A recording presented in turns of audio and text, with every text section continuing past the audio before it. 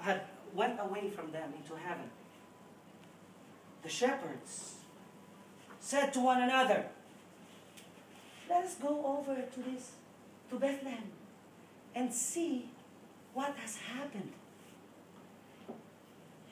which the Lord had made known to us."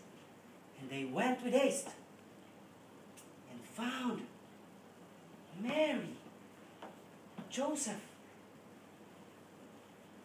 the baby lying in a manger.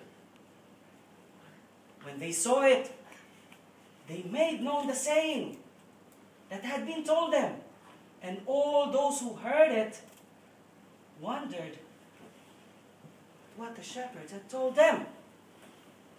But Mary treasured up all these things, pondering it in her heart.